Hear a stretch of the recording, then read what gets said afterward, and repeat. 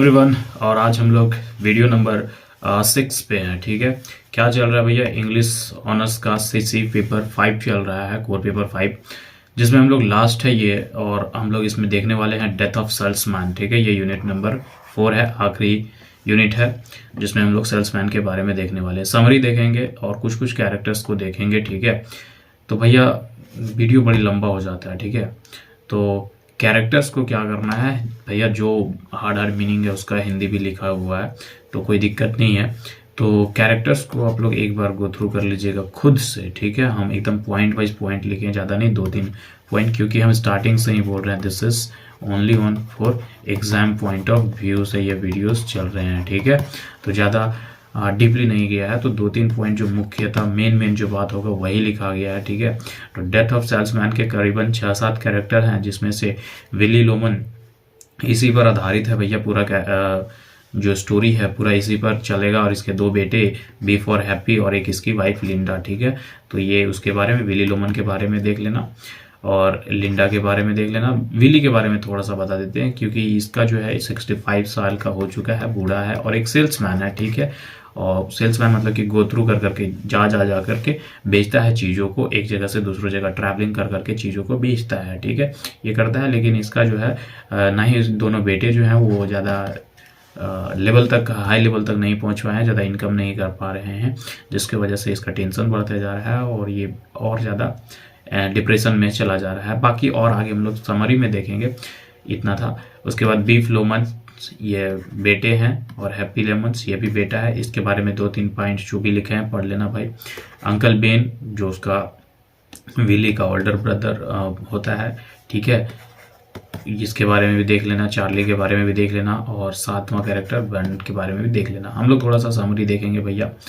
जो अब देखो, ध्यान से सुनना इस प्ले को। ठीक है, क्या बोलता है कि डेथ ऑफ सेल्समैन जो है हम लोगों को एक्सप्लेन क्या करेगा वो बताता है, क्या बतलाएगा ये हमें वो बताता है कि जो भी चीज़ें घट रही थी इस स्टोरी में, जो भी चीज़ें घटेंगी उसी चीज़ के बारे में बताया जाएगा। ठीक है, ये एक सेल्समैन के जो बेचता है चीज़ों को, उसके बारे में ये स्टोरी है। ठीक है, और ये मुख्यतः कोई भी स्टोरी हम लोग पढ़ते हैं, कोई भी चीज़ें पढ़ते हैं, तो उससे कुछ ना कुछ मैसेज हम लोगों को मिलता ही है।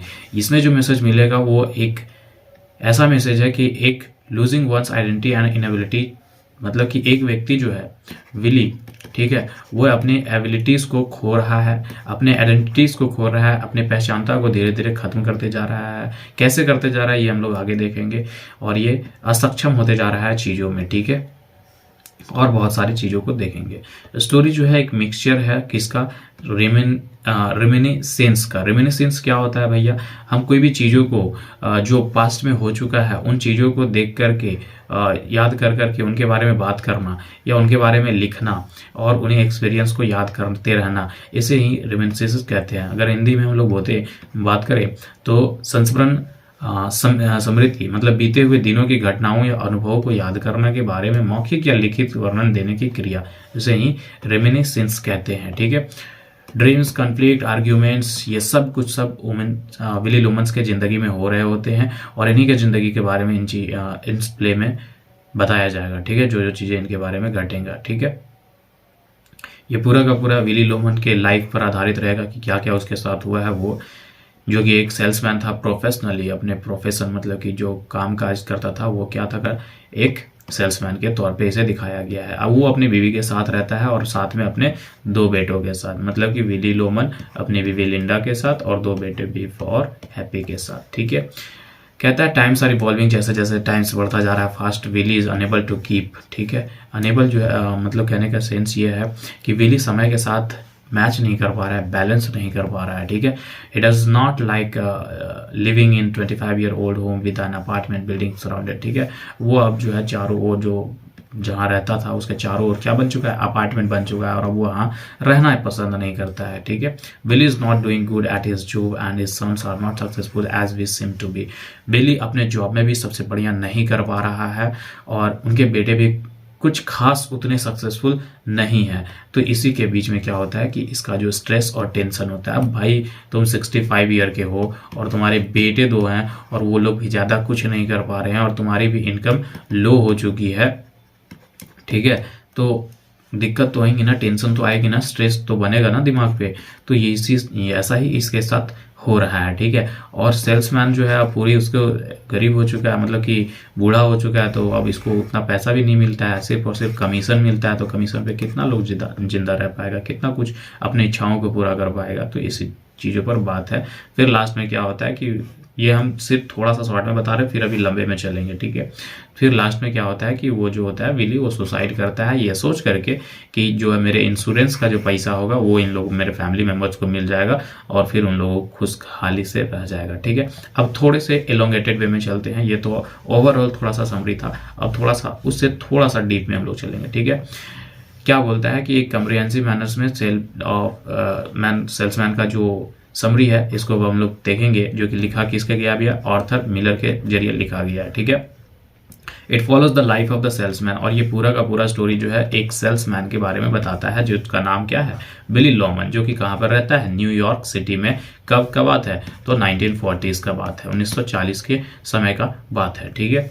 विली हैज अ वाइफ, ठीक है, विली की एक पत्नी है लिंडा, और उसके दो बेटे हैं, हैप्पी एंड बीप, ठीक है। Willy does not leave to 25, ये बात हो चुका है, क्योंकि अब जो है उसके चारों ओर क्या सराउंडेड हो चुका है भैया, अपार्टमेंट हो चुका है, ठीक है। जिसके कारण जब वो अपार्टमेंट होता है तो चारों तरफ से भीड़ भाड़ होता है, तो वो जब ड्राइविंग करके आता है तो वो फोकस नहीं कर पाता है ड्राइविंग में, और वायलेट कर देता है, नियम कानून को तोड़ देता है, ठीक है, ट्रैफिक रूल को। आगे देखते हैं, इसका कंडीशन धीरे धीरे बहुत ही ज़्यादा और बिगड़ता जाता है, और वो अपने से ही बात करने लगता है, ठीक है। मतलब कि कोई कहता है ना कि कोई नहीं होता है तो अपने आप से ही बड़बड़ाना, तो ऐसा इसको हो जाता है, ठीक है। ऑल्सो स्ट्रेस, और ज़्यादा वो स्ट्रेस ले रहा होता है, एकदम दिमाग पे टेंशन डाल रहा होता है, किसके प्रति भैया, तो अब अपने बेटों के प्रति, क्योंकि वो लोग अभी भी उतने सक्सेसफुल नहीं हुए थे। हर बाप अपने बेटे को चाहता है कि वो सक्सेसफुल बने, लेकिन ये लोग भी उतने सक्सेसफुल नहीं हुए थे, इसलिए इसका टेंशन बढ़ता चला जा रहा था। Happy has a job and lives in his apartment, Happy का छोटा मोटा जॉब था और वो अपने अपार्टमेंट में रहता था, लेकिन बीफ जो है वो आज भी स्ट्रगलिंग कर रहा था। इसके पास कोई भी नौकरी नहीं था, नहीं रुपया पैसा कुछ नहीं था, तो ये आज के समय में भी स्ट्रगल कर रहा था, ठीक है। At work things are not looking good for a Willy either, अगर जहाँ पर काम करता है, अगर हम लोग रियल स्टोरी में देखें, उनके स्टोरी को जब हम पढ़ेंगे तो हम लोग यह देख पाएंगे कि जो उनकी कंडीशंस थी वो कुछ खास नहीं थी, अच्छा नहीं था, ठीक है। तो हैज़ बीन डेमोन्स्ट्रेटेड दैट अनलेजर, ठीक है, कंडीशंस अच्छे नहीं थे, गुड नहीं थे, और जब अच्छा एक सेल्समैन जो था वो लेजर अमाउंट प्राप्त कर पा रहा था, मतलब कि ज़्यादा पैसा वो नहीं कमा पा रहा था, ठीक है। चीज़ें और भी बदतर होते चली जा रही थी, और इसे एक और बीमारी हो गया जिसे हम हेलुसिनेंट कहते हैं। क्या कहते हैं, हेलुसिनेंट्स, ठीक है। अगर हिंदी में देखें तो इसे होता है कि मतलब कि ऐसा बीमारी जिसमें सिर्फ हम लोग को भर्म ही होते रहता है, ठीक है। आगे देखिए, he believe he is living an earlier times of his life, for instant he talk to his death brother, और ये अपने आप में ही सोचते रहता है कि अभी तो मैं जवान हूँ और मैं अभी अपने पिछले जमाने में जिंदगी में जी रहा हूँ, और अपने मरे हुए भाई जो मर चुका है बेन, उससे हम बातें कर रहे हैं, ठीक है। और जो अब तुम इस तरीके से, तुम अगर किसी दोस्त के साथ बैठे हो और तुम खुद अपने आप बड़बड़ा रहे हो और अपने पिछले दुनिया में जा करके जी रहे हो, पिछले दुनिया की बातों कर रहे हो, अपने बहन से बात कर रहे हो, अपने भाई से बात कर रहे हो, तो जो बगल में तुम्हारा कंपनी दे रहा होगा, जो तुम्हारे साथ बैठा होगा, उसको तो दिक्कत होगा ना।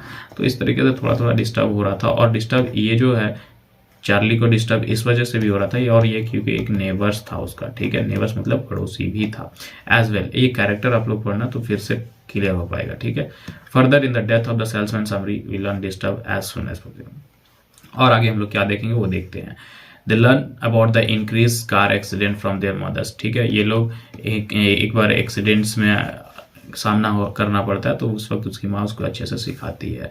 Does the son decide to stay closer for their parents, तो ये सब घटना देख करके उसका जो बेटा है वो सब सोचता है कि अब जो है हमारे पेरेंट्स के साथ ही रहना चाहिए। By thinking that start family business, और साथ में रह करके क्या करना चाहिए, एक फैमिली बिजनेस को स्टार्ट करना चाहिए, ताकि हम सब साथ में रहें और अच्छे से सब कुछ कर सके।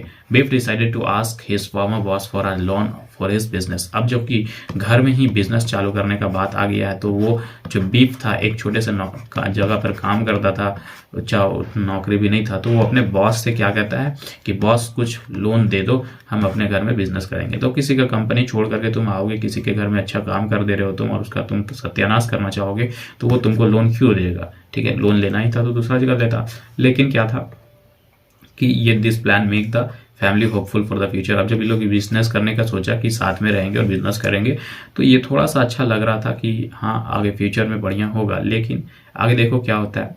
साथ में Willy also talk to his boss. देखो बीफ जो है अपने बॉस से बोल रहा है कि भैया लोन दे दो। विली जो कह रहा है कि अपना जो पोजीशन है उस जहाँ काम करता है सेल्समैन में, उसको चेंज करने के लिए बात करता है कि ट्रैवलिंग सेल्समैन से हमको फ्लोर सेल्समैन दे दो। हम घूम घूम करके अब बूढ़े हो चुके हैं, ज़्यादा नहीं बेच सकते हैं, तो एक जगह स्थिर करके हम लोग को ऐसा बेचने वाला आदमी बना दो, ठीक है। However they and up in the an argument. अब दोनों ही क्या होते हैं, एक समाप्ति के तौर पे पहुंचते हैं। एक आर्ग्यूमेंट वाला बहस के साथ खत्म होता है। When his boss decline and eventually fires Willy, ठीक है। तो विली का जो बॉस है वो बॉस उस पर विली पर चिल्लाता है और गुस्सा करता है, ठीक है। फिर वहां से विली उसका जो विली का इच्छा था कि हमें जो है सेल्समैन के जरिए फ्लोर सेल्समैन दिया जाए, तो वो बात को भी एक्सेप्ट नहीं करता है, ठीक है। दूसरी तरफ देखें तो बीफ का जो बॉस था उसको भी लोन देने से अवॉइड कर देता है, ताकि और फिर इसको रियलाइज हो जाता है कि अब जो है बीफ जो कहता है कि मेरा बॉस जो है मेरे को मदद नहीं करेगा, मेरे को लोन नहीं देगा। Two boys were the suppose to meet Willy at the restaurant and celebrate. लेकिन सब कोई चाह रहे थे कि क्या हम लोग एक जगह में मिले रेस्टोरेंट में और ऐसा सेलिब्रेट करें, लेकिन होती हैं अब चीज़ें। उसके बाद फिर चाहता भी है लेकिन उतने अच्छे से नहीं हो पाता है, ठीक है। तो ये सब चीज़ें होती हैं। तो देखता है तो उसकी जो वाइफ है लिंडा, वो डांटती है उसके अपने पति को थोड़ा मोड़ा, और फिर बहुत ज़्यादा कन्फ्रंटेशन होता है, मतलब कि आमने सामने से बातचीत होता है। बीवी और वाइफ है तो होगा ही होगा। फिर उसके बाद वो दोनों अपने फीलिंग्स को इमोशनली एक्सप्रेस करते हैं, ठीक है। लास्टली में देखिए finally Willy decide that the insurance money can be beneficial for his family, so he kill himself, ठीक है। तो इतना दिक्कत के बाद जब देखता है कि भैया ना बॉस बीफ को मदद कर रहा है, ना मेरा सेल्समैन का नौकरी को चेंजेस किया जा रहा है पोजीशन को, घर में भी इतने पोजीशंस स्थिति खराब है, तो वो क्या कहता है कि हम तो इंश्योरेंस करा करके रखे हैं, तो इंश्योरेंस करा करके रखे हैं तो हम अपने आप को किल कर देते हैं, मार देते हैं। वो जो पैसा मिलेगा उससे फैमिली का अच्छा हो जाएगा। At the end of the death of salesman summary Willy सिंघवा। और जब हम लोग सेल्समैन का समरी को एंड करेंगे, समाप्ति की ओर पहुंचेंगे, तो हम लोग देखेंगे कि जो लिंडा जो उसकी वाइफ है वो बहुत ही ज़्यादा ट्रबल करती है, मतलब कि बहुत ज़्यादा स्ट्रगल करती है, बहुत ज़्यादा दिक्कत होता है उसको उसके पति के मर जाने से, ठीक है।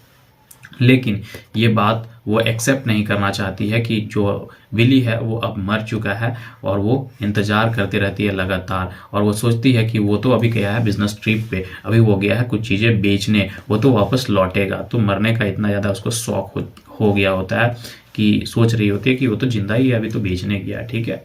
At the last she is living in a house paid for rent but no one shared. Last में क्या कहता है कि वो एक रेंट के हाउस में भी रहती है लेकिन बेटे लोग भी उसे मदद नहीं करता है। That's it shows the harsh reality of the capitalism and its impact. तो ये जो चीज़ें हैं, ये जो भी हम लोग स्टोरी पढ़े, ये हम लोगों को एकदम कड़ी जो रियलिटी है, सच्चाई जो हमारे समाज का, उस चीज़ को दिखाता है कि कैसे कैपिटलिज्म और पूंजीवाद के कैपिटलिज्म मतलब पूंजीवाद के कारण एक सेल्समैन और एक नॉर्मल क्लास का फैमिली कैसे सफ़र करता है, ये चीज़ें बताया गया। तो कैपिटलिस्ट पूंजीवाद का क्या रोल था इसमें और किस तरीके का इसका इम्पैक्ट पड़ता है वो देखेंगे। देखें कंक्लूजन क्या निकला, निष्कर्ष क्या निकला, वो देखो कि ये एक बहुत ही ज़्यादा रिलेवेंट मैसेज हम लोगों को देता है। रिलेवेंट मतलब कि हमारे से जुड़ा हुआ मैसेज देता है। हम सबके ज़िंदगी से ये सारी चीज़ें जुड़ी हुई हैं आज के समय में। तो ये दिखाता है कि एक साइकोलॉजिकल चाव जो मन में जो अवस्था बन जाती है ना, कि कितने ज़्यादा अलग अलग बातें चल रही होती है, 10 तरीके की बातें चली होती है। अभी हम लोग देखें ना कि किस तरीके से उसका बात चल रहा था, तो मरने तक का भी उसका बात दिमाग में आ गया। तो इस तरीके के जो मनोवैज्ञानिक अवस्था आ जाता है किसी भी इंसान का। यहाँ सेल्समैन के बारे में बताया, यहाँ हम लोग कहीं भी नौकरी करते हैं, किसी के अंडर करते हैं, तो वहाँ पर भी इस तरीके की बात आती है, ठीक है। ये much similar to the most of today. तो ये ज़्यादा आज के समय में सिमिलर है, मतलब कि ऐसा हर जगह आपको देखने के लिए मिल ही जाएगा। Who give into the capitalist society and let it overpower the, जो सारा का सारा पावर किसको मिल जाता है, कैपिटलिस्ट सोसाइटी को मिल जाता है, और वही अपना पावर्स को वो हम लोग पर इस्तेमाल करता है, क्योंकि उसके पास रुपया पैसा है तो वो इस्तेमाल करता है अपने पावर को और हम लोगों को दबा देता है। हम लोग अच्छे से उठ नहीं पाते हैं, ठीक है। ये था इसके कंक्लूजन और ये समरी, आप लोग कैरेक्टर्स पढ़ लीजिएगा, ठीक है। आई थिंक CC5 जो था, ठीक है, वो कंप्लीट हो गया क्योंकि जो यूनिट 4 है ये आखिरी था और CC5 कंप्लीट हो गया। अब मिलते हैं अगले वीडियो में जो कि CC6 होगा। ठीक है, तब तक धन्यवाद।